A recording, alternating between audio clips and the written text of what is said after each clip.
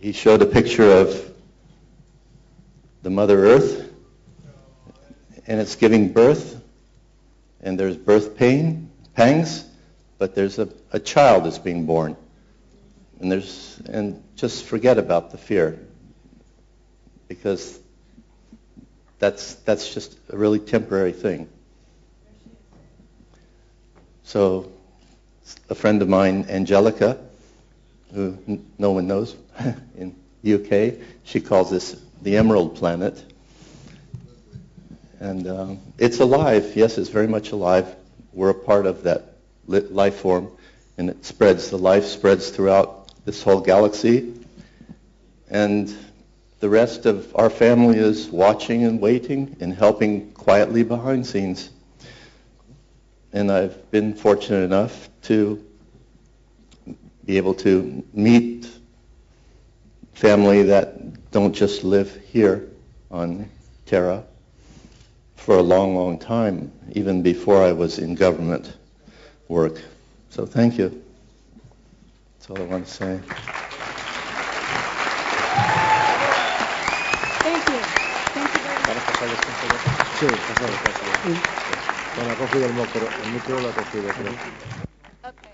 There's no, okay. Henry Deacon, for those of you who don't know.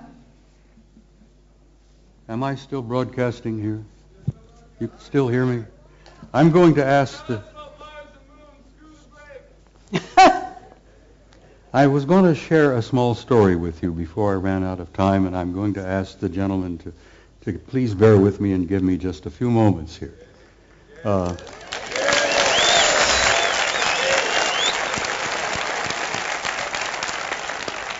This is for Gogo. I attended my son's retirement ceremony in Washington, D.C. in November. My boy retired in November in Washington as a full captain in the United States Navy after 30 years of service.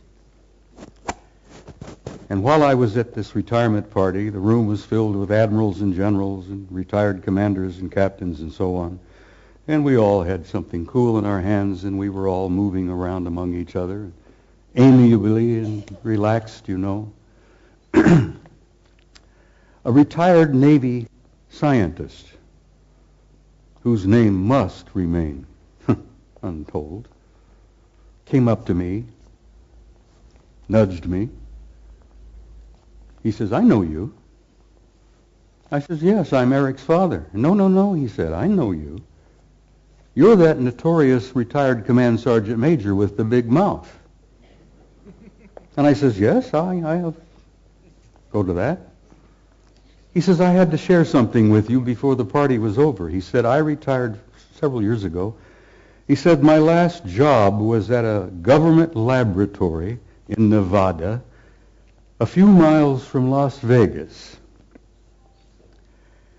He says, "I am a plasma fusion physicist. That's my expertise. That's my training, my background." And I not being a scientist, I thought, what? Plasma fusion physicist? He said, "Yeah, I worked at this laboratory outside of Las Vegas." He says, "It's not commonly known, but it's rather secret." He says, "I worked 5 years with 2 guys who were not from here. They were from somewhere else." And he says they were delightful people. They were scientists. They were working with us. They were assisting us. They were encouraging us and offering us ideas and possibilities and one thing or another in plasma fusion, which is infinite energy forever. But he says, I got to know them pretty well. And he says, after a couple of years, he said, I went up to one of them and I said, "What do you guys really think of us human beings?" And this chap from somewhere said, "Well, since you've asked, we think you are a," how did he word it? "A primitive, savage, and dangerous race." And the scientist said, I had to agree with him. We are. We're a primitive, savage, and dangerous race at the moment.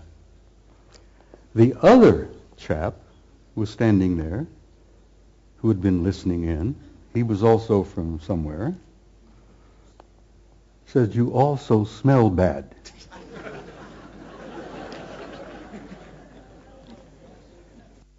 You humans stink. Nothing personal, mind you, We find that you don't smell good. And the scientist said, my first thought was, I didn't spray under my arms this morning, so maybe, And they tried to explain that we humans have a psychic odor about us that they pick up, and they find it terribly offensive. But it hit me between the eyes, because when I was a boy growing up, my grandmother used to say, if we could only see ourselves as others see us, it would help so much to develop our integrity and our character and all that. And this remark from my grandmother hit me, that we were getting this so-called from the horse's mouth, from one of our extended family out there, that you're primitive, savage, and you're dangerous, but you also stink. And I thought that was humorous, and I shared it with Gogo, and she said, please include that in your presentation. So Gogo, bless your heart, I did that for you, Good night, everybody. Thank you. Just have one sentence. One sentence.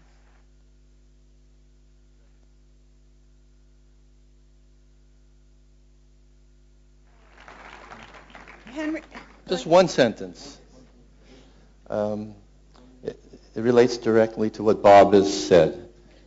If you want contact, raise your spirit high. And that's what they want, because they don't want to mix with you if you're savage beasts. It's that simple.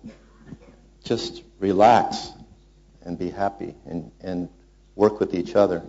It's a very simple message. Thank you.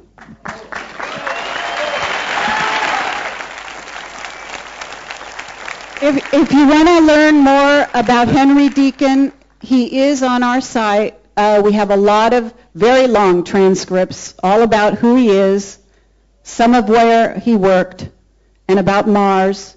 We also have a video called Jump Room to Mars, in which David Wilcock and Bill Ryan and I discuss some of what he told us.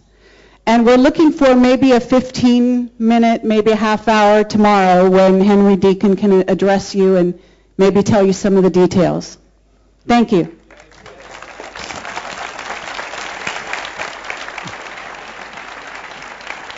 Since we're all doing one more sentence here, I must add this. I have traveled all over the planet, and I've spoken at conferences all over the world and all over the United States.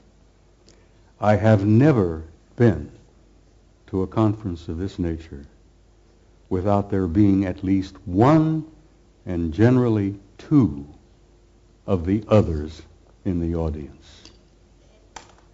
And I wanted you all to think about that and look around you and know that in your midst, I jokingly refer to it, you have good friends in high places, and they're in your midst. And I learned over the years to recognize them. It's your family. Exactly, it's your family. But like Ingo Swann, I've developed the intuitive ability to spot them and recognize them. And now I have them coming up to me in conferences, introducing themselves to me. And there are no limits, guys, no limits. Life is infinite and forever, and God bless all of you. And I will say good night this time.